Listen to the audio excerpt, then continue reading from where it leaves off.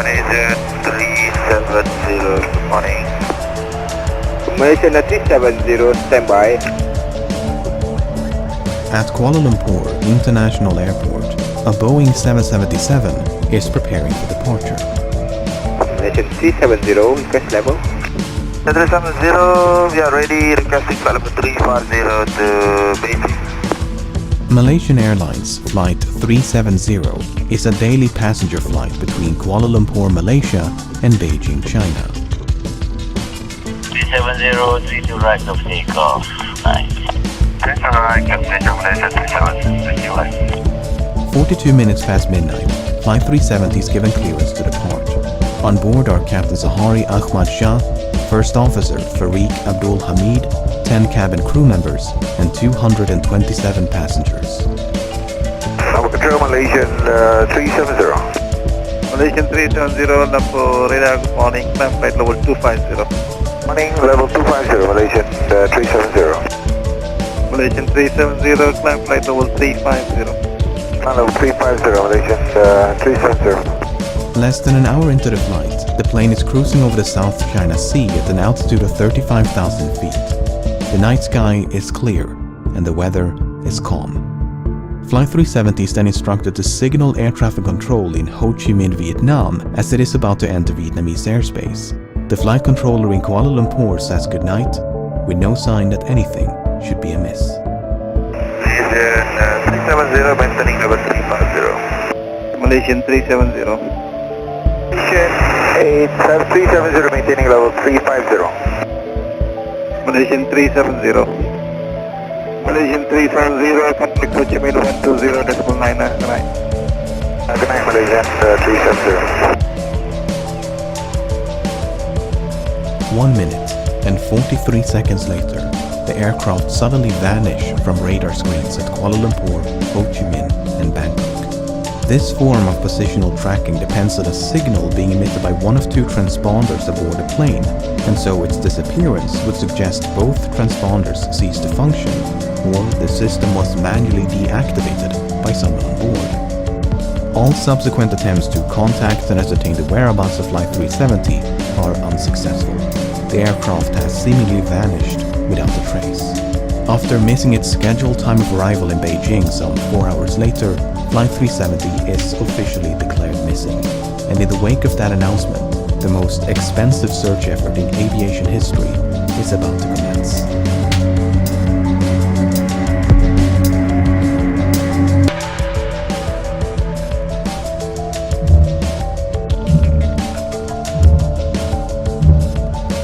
The search was initially concentrated around the location of the flight's disappearance between the South China Sea and the Gulf of Thailand. The search area was soon expanded, however, after the Malaysian military disclosed additional information. Unlike the radar system employed by air traffic control, long-range military radar does not rely on transponders but use reflectance to track the position of aerial targets. A review of the data collected by the Malaysian military revealed that moments after contact with Flight 370 was lost, the aircraft had deviated from its scheduled flight path with a subtle turn to the right, followed by a prolonged turn to the left. The aircraft had then flown back towards and across the Malaysian peninsula before turning right near the island of Penang.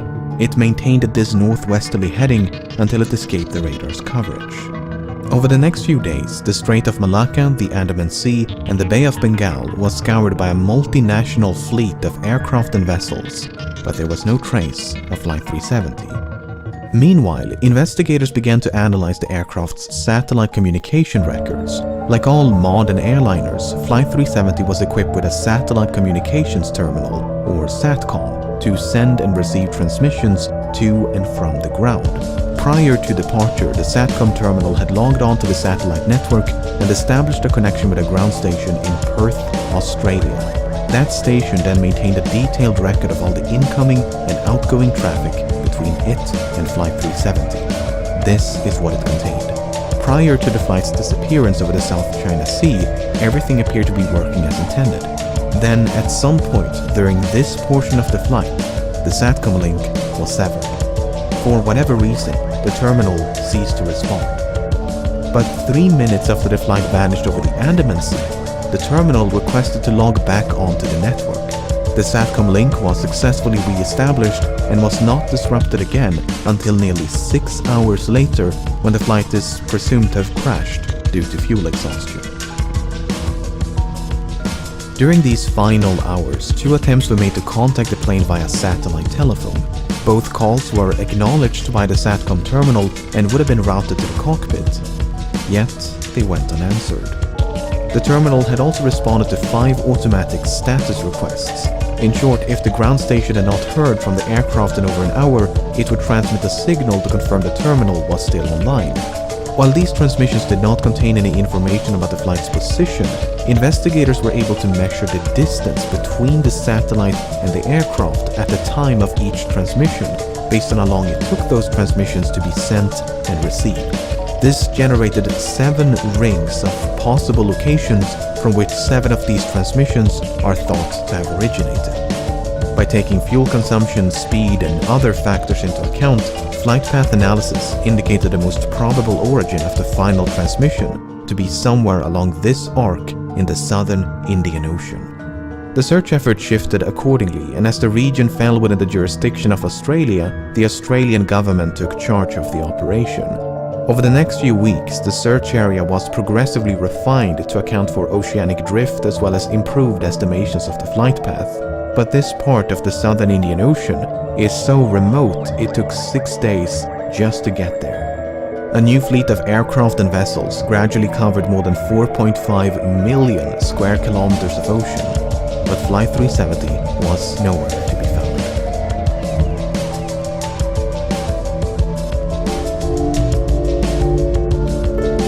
If the impact with the ocean had been sufficiently forceful, it was possible the resulting sound had been recorded by underwater listening devices known as hydrophones. This possibility was investigated, and 4 hydroacoustic monitoring stations had recorded something.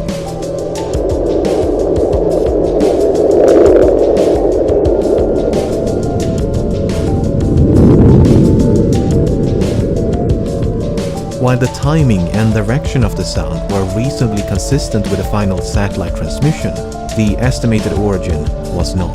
The sound was in all likelihood caused by nothing more than geological activity. Flight 370 was also equipped with 2 underwater locator beacons which had a battery life of some 40 days, and as the deadline approached in early April, signals with a pulse and frequency somewhat similar to the signal emitted by the beacons were detected at depths of up to 3,000 meters. An autonomous submersible then spent weeks scanning the seafloor where the signals had been detected, but no wreckage was ever found. And nothing would be found until more than 16 months later, when a discovery was made on the opposite side of the Indian Ocean.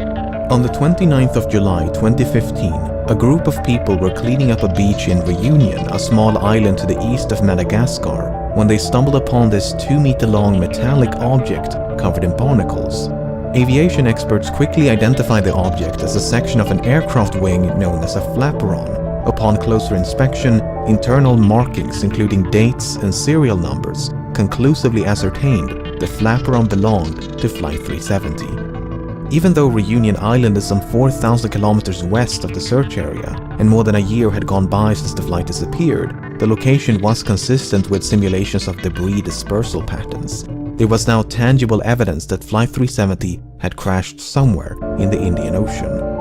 The discovery of the flaperon prompted numerous searches along beaches and shorelines of southeastern Africa, and at least 31 additional items of interest have since been recovered and examined. Some of these items include a section of the outboard flap from the right wing, a piece of cowling from one of the 2 engines, a partial door from the nose landing gear, a section of the vertical stabilizer, and a mangled casing from one of the embedded headrest monitors. 18 of these items were identified as either likely, highly likely, or almost certain to have originated from Flight 370, whereas only 3 could be confirmed.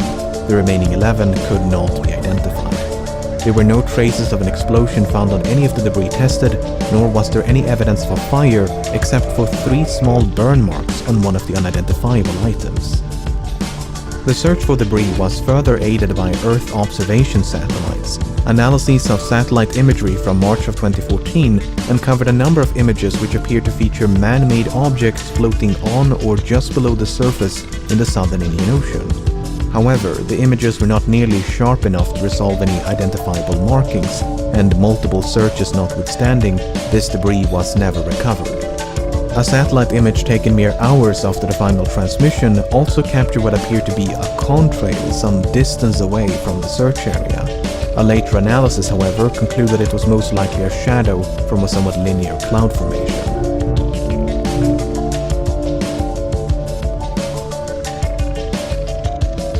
The underwater portion of the search continued for months and eventually years before it was finally suspended in early 2017, by which point some 120,000 square kilometers of seabed had been scrutinized.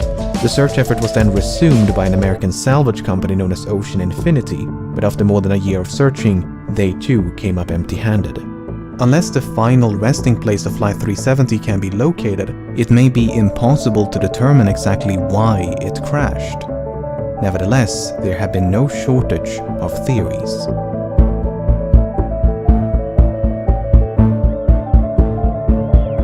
On the day of the disappearance, two of the passengers raised suspicion as they had boarded the flight with stolen passports, which immediately prompted concerns of a hijacking. But investigators were unable to link the two men to any terrorist organizations and soon determined they had traveled under false identities because they were seeking asylum, not due to any nefarious intent. Similar suspicions were raised on one of the passengers who were identified as a flight engineer who might have possessed the necessary expertise to take control of a Boeing 777. Apart from the 239 persons on board, Flight 370 carried nearly 11 metric tons of cargo. Among the items listed on the flight manifest was a shipment of lithium-ion batteries, which led some to suspect a fire might have broken out mid-flight. For instance, the crash of UPS Airlines Flight 6 in September of 2010 was the result of a fire that was ignited by a pallet of lithium-ion batteries. Another potential source of ignition would be an electrical malfunction. The crash of Swiss Air Flight 111 in September of 1998 is thought to have been caused by a fire within the electrical wiring above the cockpit. The fire damaged and disabled multiple avionic systems, including the transponders and SATCOM. In the case of Flight 370, the sudden loss of communication and subsequent deviation from its scheduled flight path might have been a direct response to a fire. The two pilots may have turned back towards Malaysia to attempt an emergency landing at the nearest suitable airport. But no such attempt was ever made. Instead, Flight 370 kept going and remained aloft for another 6 hours. Some have theorized the crew might have been incapacitated by a sudden or gradual loss of cabin pressure. For instance, when Helios Airways Flight 522 failed to pressurize in August of 2005, the pilots quickly fell unconscious. Yet the aircraft continued to fly on autopilot for more than 2 hours until it ran out of fuel.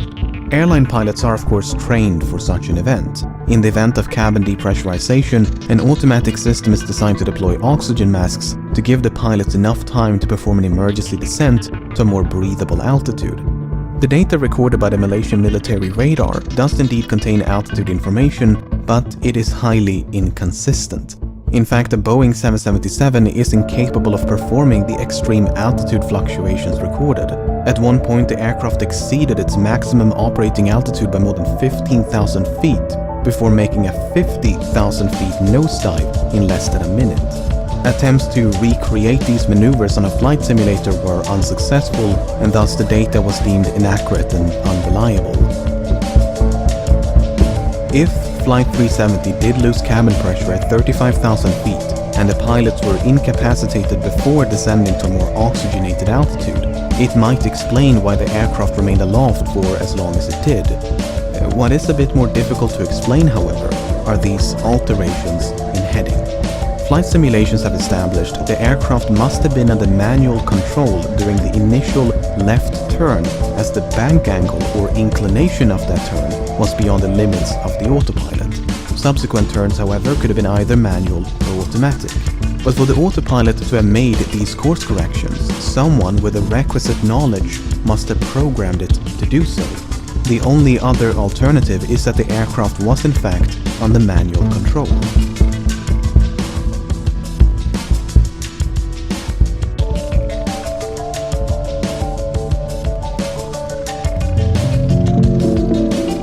In late June of 2014, several news outlets reported that a special investigation had identified the captain of Flight 370 as a prime suspect.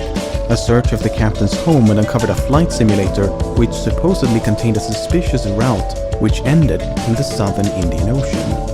At the time, there was no official acknowledgement that such a route had been recovered, and a lengthy public report issued by the Malaysian government in 2015 made no mention of such a discovery.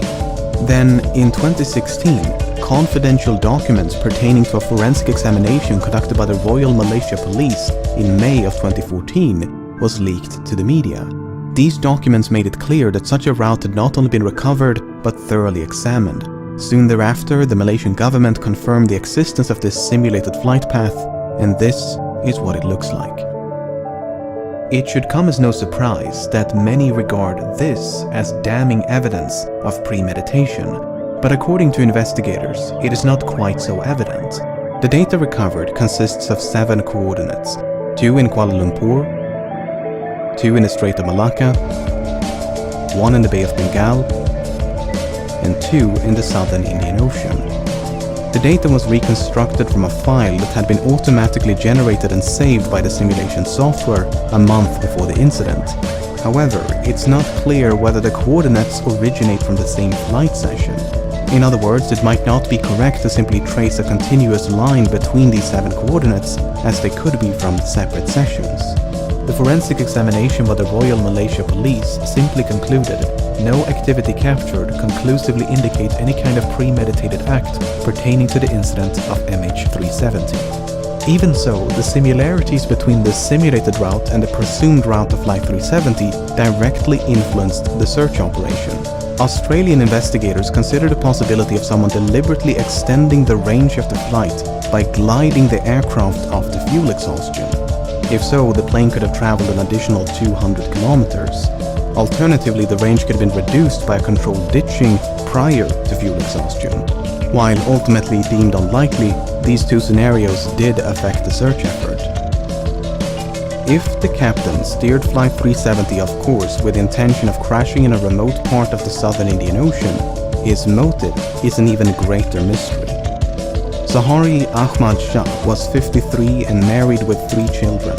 He had more than 18,000 hours of flight experience and a spotless track record. Investigators found no evidence of financial issues, and his monthly expenses before the disappearance indicated nothing unusual. He had no history of mental illness, nor had he displayed any recent changes in lifestyle or behavior. He was raised on the island of Penang, which has led some to speculate the flight's second turn to the southwest of Penang was the captain getting a final view of his hometown. Some believe a hijacking could have been politically motivated, as Zahari was an avid supporter of a democratic opposition leader who was sentenced to 5 years in prison mere hours before Flight 370 took off.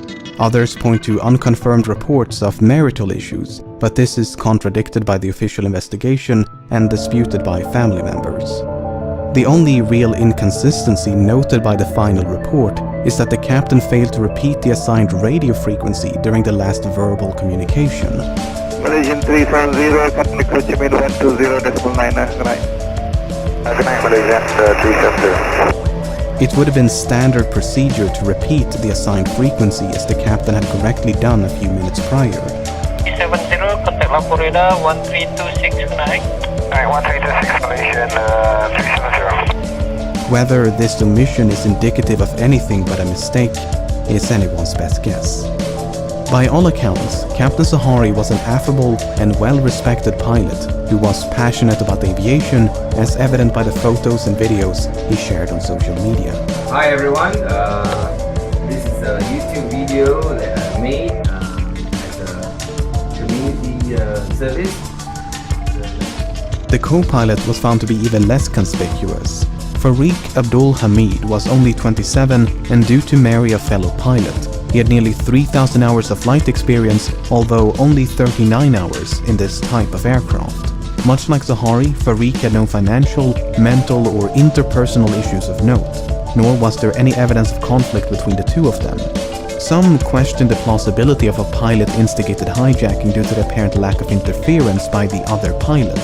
Well, when Ethiopian Airlines Flight 702 was hijacked by the co-pilot in February of 2014, he did so by merely waiting for the captain to take a bathroom break before locking the cockpit door behind him. The co-pilot was then free to divert the Italy-bound flight to Switzerland to seek asylum. The only noteworthy piece of evidence in regards to the co-pilot of Flight 370 is his phone. You see, when the confidential documents were leaked, they also confirmed another long-circulated rumor, namely that a cell phone tower had briefly established a connection with an iPhone 5S belonging to the co-pilot as Flight 370 approached the island of Penang. According to investigators, it was not a phone call as has been widely reported by the media, but merely an automatic location signal. Why this information was omitted from public reports, we may never know. So what is one to make of all of this? On the one hand, the simulated flight path seems suspicious. On the other, it is difficult to cast any substantial doubt on either of the two pilots' character. It is equally difficult to deny a hijacking is consistent with the available evidence. Then again, we're missing some quite major and literal pieces of evidence. The final report issued by the Malaysian government in 2018 could not attribute the loss of communication nor diversion of Flight 370 to a malfunction. Instead, it is believed that someone manually manipulated the aircraft and its systems. For instance, investigators believe SATCOM was manually disabled by a sudden and prolonged interruption of power. Then, once power was restored, the terminal simply rebooted. Likewise, the alterations in heading are believed to be the result of manual inputs.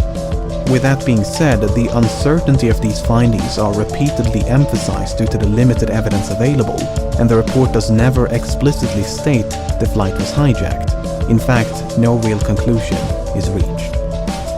Both the Malaysian and Australian government agree that Flight 370 crashed in the southern Indian Ocean, but that the cause is indeterminable without the wreckage, the location of which has managed to elude some of the foremost aviation experts in the world, as well as an impressive arsenal of cutting-edge technology for more than half a decade. Authors, aviation experts, and independent investigators have all chimed in to offer their own thoughts and theories as to the nature of the crash and the location of the wreckage. Some believe there was no crash, but that the aircraft was shot down by an American naval base in the middle of the Indian Ocean. The satellite transmissions were then supposedly forged as part of a massive cover-up.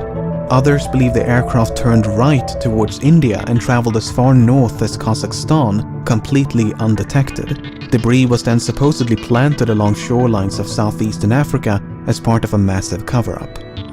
Another theory suggests the aircraft was remotely hijacked and controlled by someone on the ground.